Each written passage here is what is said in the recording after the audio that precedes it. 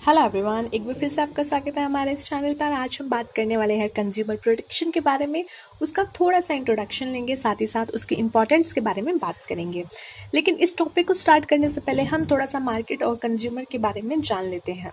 जो पहले ज़माने की मार्केट हुआ करती थी, जो पहले ज़माने में मार्केट्स होती थी और वहाँ पे जो सप्लायर्स होते थे या मैन्युफैक्चरर्स होते थे, वो ये सोचते थे कि जो भी चीज़, जो भी प्रोडक्ट हम मैन्युफैक्चर करेंगे या जो भी प्रोडक्ट हम मार्केट में लेके आएंगे, कस्टमर को वही परचेज करना पड़ेगा। उनके ये कंपल्शन होगा उनको, क्योंकि ज़्यादा ऑप्शंस उनके पास नहीं हुआ करते थे। लेकिन आज के टाइम में मार्केट ऐसी हो गई है कि लोगों के पास बहुत सारे ऑप्शन हैं। कंज्यूमर अपनी मर्जी से ही डिमांड करता है उसको कौन सा प्रोडक्ट चाहिए, और अगर आप कंज्यूमर को ध्यान में रखते हुए प्रोडक्ट नहीं बनाओगे या सप्लाई नहीं करोगे तो कस्टमर आपको मार्केट में सरवाइव नहीं होने देगा।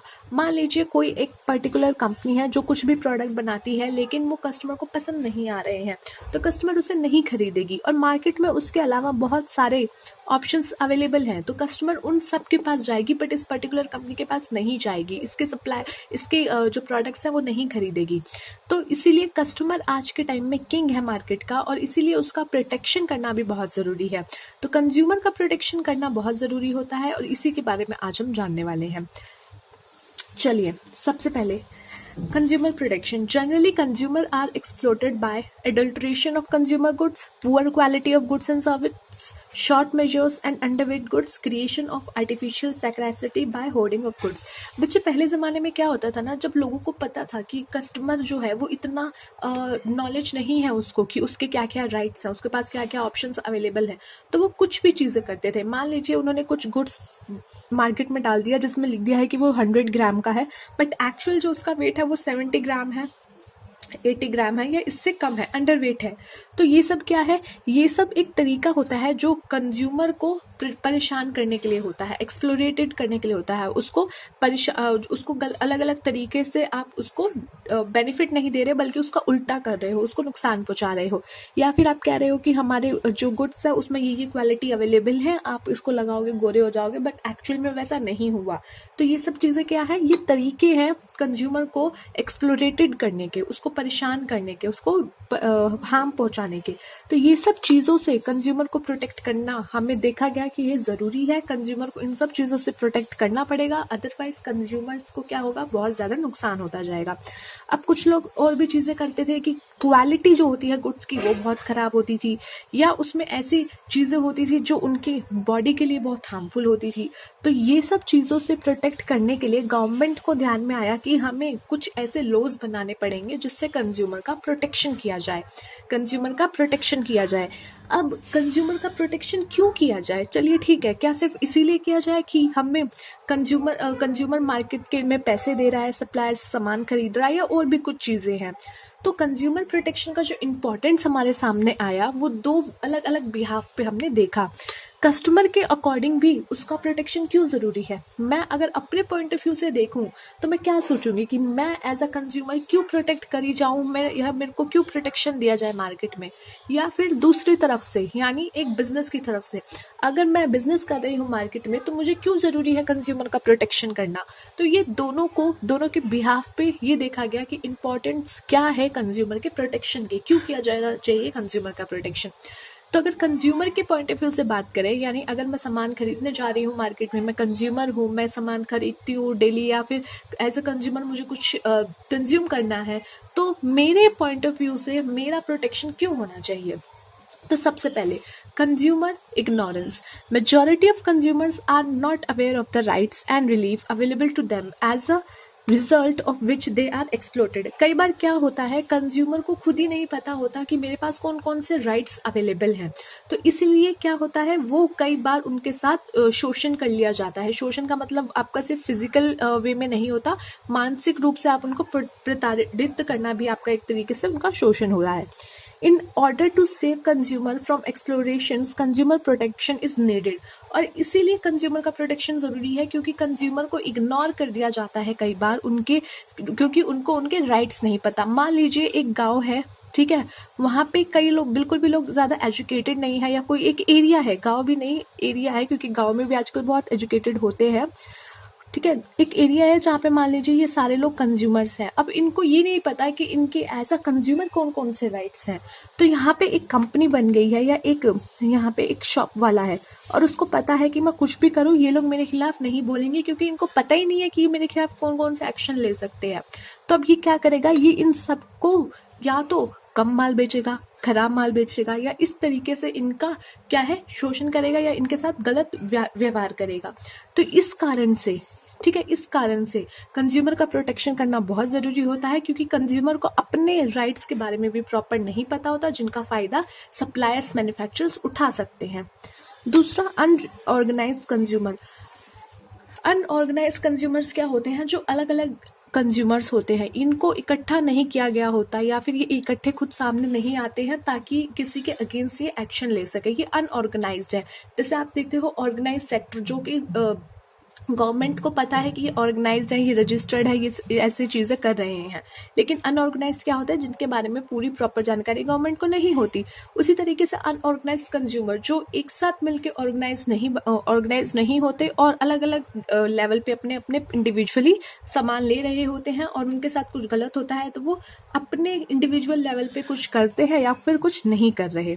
Consumer need to be organized in the form of consumer organizations which would take care of their interest। अब क्या होना चाहिए, कंज्यूमर अब बहुत ही अलग अलग लेवल पे है, अलग अलग इंडिविजुअल है। इसी कारण से वो या तो इंडिविजुअल होने के कारण से वो अपने लिए स्टैंड नहीं ले पाते। तो क्या होना चाहिए, एक ऑर्गेनाइज्ड कंज्यूमर ऑर्गेनाइजेशन बननी चाहिए जो इन सब इंडिविजुअल के बिहाफ पे उनके इंटरेस्ट की केयर कर सके, कि अगर किसी पर्सन के साथ गलत हुआ, किसी कंज्यूमर के साथ गलत हुआ, तो ये ऑर्गेनाइजेशन उनके बिहाफ पे कुछ एक्शंस ले सके। Next is wider spread exploration of consumer. ठीक है, consumer might be exploited by unscrupulous, exploitative and unfair trade practice like defective and unsafe product, adulteration, false and misleading advertisement, hoardings, black marketing, etc. Consumer need protection against such malpractice of the seller। अब क्या है, बहुत ही अलग level पे, बहुत ही बड़े level पे, ऐसा नहीं है कि सिर्फ एक छोटे से एरिया पे, बल्कि ये बहुत ही वाइडर स्प्रेड लेवल पे कंज्यूमर का जो था एक्सप्लोरेशंस होता है, एक्सप्लोटेशंस होते हैं के कारण ही ये किस तरीके से किया जाता है। या तो आप गलत ट्रेड प्रैक्टिस कर रहे हो, फॉल्स मिसलीडिंग एडवर्टीजमेंट कर रहे हो कि एक रात में गोरे हो जाओ, इस टाइप के एडवर्टीजमेंट कर रहे हो, गलत होर्डिंग्स लगा रहे हो या ब्लैक मार्केटिंग कर रहे हो। तो ये सब चीजें होने लगी थी। ठीक है, ये सब चीजें होने लगी थी जो कि बहुत ही बड़े लेवल पे होती थी। ऐसा नहीं था कि छोटे से एरिया पे हो रही है, बहुत बड़े लेवल पे हो रही है। कंज्यूमर को बहुत बड़े लेवल पे, यानी बहुत ज्यादा वाइड स्प्रेड लेवल पे उनका जो था अधिकार को हनन किया जा रहा था, उनके अधिकारों का। तो इसी कारण से उनको लगा कि नहीं, कंज्यूमर का प्रोटेक्शन जरूरी है। और ये किसके पॉइंट ऑफ व्यू से, ये कंज्यूमर के पॉइंट ऑफ व्यू से। अब जो 3 पॉइंट्स आपके यहाँ पे निकल के आए हैं कंज्यूमर के पॉइंट ऑफ व्यू से, वो क्या है, कंज्यूमर इग्नोरेंस। कंज्यूमर का, जिन कंज्यूमर को नॉलेज नहीं होती थी तो उनका इग्नोरेंस किया जाता था, क्योंकि उन्हें पता था ये उनके अगेंस्ट कुछ एक्शन नहीं लेंगे। नेक्स्ट वन है अनऑर्गेनाइज्ड कंज्यूमर। कंज्यूमर क्या थे, अनऑर्गेनाइज थे, तो इसलिए उनके लिए एक ऑर्गेनाइज कंज्यूमर ऑर्गेनाइजेशन बनाना पड़ा ताकि उनको सेव किया जा सके इन सारे चीजों से। नेक्स्ट आपका था कि बहुत बड़े लेवल पे उनके साथ गलत हो रहा था, यानी कंज्यूमर के साथ बहुत बड़े लेवल पे गलत हो रहा था, तो इसीलिए उनको प्रोटेक्शन दी जानी चाहिए थी, किससे, ये सारी जो भी ट्रेड प्रैक्टिस गलत तरीके से हो रही थी। अब बात करते हैं बिजनेस से। अब देखिए बिजनेस के पॉइंट ऑफ व्यू से क्यों जरूरी है कंज्यूमर का प्रोटेक्शन। अब business must also lay emphasises on protecting the consumer and adequately satisfying them. This is important because of the following reason. एक बिजनेस के लिए भी बहुत जरूरी है कि उसका जो कंज्यूमर है वो उसके प्रोडक्ट से सेटिस्फाई रहे। और बहुत जरूरी क्यों है, क्योंकि अभी हमने देखा कि पहले जमाने में होता था कि कंज्यूमर को जो भी अवेलेबल होता था वो खरीद लेता था, लेकिन आज के टाइम में इतने सारे ऑप्शंस हो गए हैं कि कंज्यूमर कोई भी प्रोडक्ट जो उसको बेटर लगेगा वो उसी को खरीदने चाहेगा। और अगर कोई प्रोडक्ट बेटर नहीं लगेगा तो मैन्युफैक्चरर उसके अकॉर्डिंग, कंज्यूमर के अकॉर्डिंग ही वो प्रोडक्ट्स बनाएंगे ताकि वो मार्केट में सर्वाइव कर सके। तो बिजनेस के लेवल, बिजनेस के पॉइंट ऑफ व्यू से भी देखा जाए तो उनके लिए सब कुछ कस्टमर ही है, क्योंकि अगर कस्टमर ने उनके प्रोडक्ट्स खरीदना बंद कर दिया तो फिर वो कभी भी मार्केट में सर्वाइव नहीं कर पाएंगे। अब उनके पॉइंट ऑफ व्यू से कौन कौन से रीजन थे कि जो कंज्यूमर है उनको प्रोटेक्शन दिया जाना चाहिए। पहला, long term interest of business. Long term interest of business, आप सबने सुना होगा कि अगर आप किसी कंज्यूमर को अच्छा कुछ बेचते हो जो उसको खुद चाहिए और उसको पसंद भी आता है और वो उससे सेटिस्फाइड भी होता है, तो वो अपने 5 दोस्तों को ज़रूर बताएगा। लेकिन अगर आप कुछ ऐसा उसको बेच देते हो जिसकी उसको ज़रूरत ही नहीं है या उसको पसंद ही नहीं आया, तो वो अपने 500 दोस्तों को बताएगा या फिर उससे ज़्यादा दोस्तों को बताएगा। इन शॉर्ट, अगर आप कंज्यूमर का प्रोटेक्शन करते हो, उसके इंटरेस्ट का प्रोटेक्शन करते हो, उसको सेटिस्फाई रखते हो, तो वो जितने लोगों को बताएगा उससे ज़्यादा लोगों को वो आपके प्रोडक्ट के खिलाफ भी बोलेगा अगर आपने उनके इंटरेस्ट को प्रोटेक्ट नहीं किया। सो enlightened business realize that it is in their long-term interest to satisfy their customers. Satisfied customer not only led to repeat sale but also provide good feedback for the prospective customer and thus help in increasing the customer base of business. तो अगर आपने अपने किसी एक customer के भी interest को जो है उस ध्यान में रखा और उसको फायदा दिया, उसके इंटरेस्ट का प्रोटेक्शन किया, तो उस केस में क्या होगा, वो आपके लॉन्ग टर्म बिजनेस के लिए बहुत ज्यादा फायदेमंद होगा। Second, business use society resources. अब देखिए, अब जैसे आप नॉर्मल देखिए, आप अपने घर में रहते हो, आपके माँ बाप आपको इतना पढ़ा रहे हैं, लिखा रहे हैं, आपको आपकी पूरी जॉब तक, जब तक आपकी नहीं लग जाती है, आपके खर्चे उठा रहे हैं, तो ये आपकी भी रिस्पॉन्सिबिलिटी होती है कि जब आपकी जॉब लग जाती है तो आप उनको भी बेनिफिट दो, उनको भी केयर दो। तो उसी तरीके से बिजनेस जो है वो सोसाइटी के रिसोर्सेज यूज करता है, सोसाइटी से लोगों को यूज करता है अपने प्रोडक्ट्स बनाने में। सोसाइटी में अपने प्रोडक्ट्स बनाने के लिए जो भी उसको मटेरियल चाहिए वो सोसाइटी से ही लेता है। तो सोसाइटी के लिए उसके प्रति भी उसकी ये जिम्मेदारियां होती हैं कि वो उनका जो है इंटरेस्ट को प्रोटेक्ट कर सके। So every business use the resources of the society and thus it is the responsibility to work in the interest of the society. So जो सोसाइटी का इंटरेस्ट है तो उसके लिए ही आप काम करो। Next one is social responsibility. Business organization make money by selling goods and providing service to consumer. अब आप जिन लोगों को सामान बेच के ही अपना कमाई कर रहे हो, अगर उन्हीं लोगों को आप धोखा दोगे, लूटोगे, तो वो क्या है, ये सोशल रिस्पॉन्सिबिलिटी आपकी नहीं है, ये उसके अगेंस्ट जाता है। So thus consumer form an important group among the many stakeholder of business and like other stakeholder, the interest has to be well taken care of. So जिन लोगों को आप माल बेच रहे हो, सामान बेच रहे हो, तो वो आपकी रिस्पॉन्सिबिलिटी है, सोशल रिस्पॉन्सिबिलिटी है कि उनके इंटरेस्ट का भी आपको प्रोटेक्शन करना है।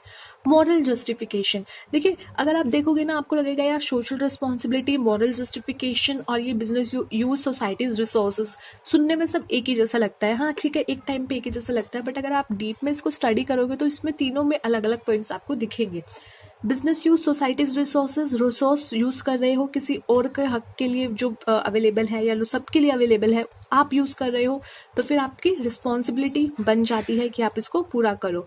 सोसाइटी के रिसोर्सेज जो यूज कर रहे हो उसको प्रॉपर इंटरेस्ट भी उनका ध्यान में रखो। Next, social responsibility and then now we are going to study moral justification. Business has a moral duty to the society and consumer and they should take step which should not hamper the society और consumer. They should prevent any sport or explorations like adulteration, unfair practice, defective product, fair price and weight. ये सब किस में आते हैं, moral justification. आप सबने पढ़ा होगा, आपके मोरल आपको ये नहीं कहते हैं कि आप ऐसा करो या वैसा करो, तो उसी तरीके से आप गलत तरीके से अपने प्रोडक्ट्स को मत दिखाओ। आप कुछ ऐसी एडल्ट एड्स भी मत दिखाओ कि बहुत ज्यादा वो सोसाइटी के लिए खराब हो या सोसाइटी उसको पसंद ना करे। तो ये सब क्या है, ये सब मॉरल जस्टिफिकेशंस है। प्रोडक्ट में कुछ ऐसा प्राइस भी मत करो कि इतना हाई हो जाए, तो वो सब क्या है, ये मॉरल जस्टिफिकेशन है। गवर्नमेंट इंटरवेंशन, अब देखिए अगर आप गलत काम करोगे, अगर आप गलत इंटरेस्ट ध्यान नहीं रखोगे अपने कंज्यूमर्स का, तो फिर क्या होगा, फिर गवर्नमेंट आपके अगेंस्ट क्या करेगी, एक्शन ले लेगी। तो उस एक्शन से बचने के लिए भी आपको क्या करना पड़ता है, ये सब सोसाइटी के जो कंज्यूमर के जो इंटरेस्ट है उनको प्रोटेक्ट करना पड़ता है। क्योंकि अगर एक बार गवर्नमेंट ने आपके काम में दखल अंदाजी कर दी तो वो आपके लिए बहुत ज्यादा हैक्टिक होने वाला है। वो एक बहुत ही आपके लिए टास्क ऐसा हो जाएगा कि आप फिर अपने लिए परेशान हो जाओगे, अपने बिजनेस में आप परेशान हो जाओगे।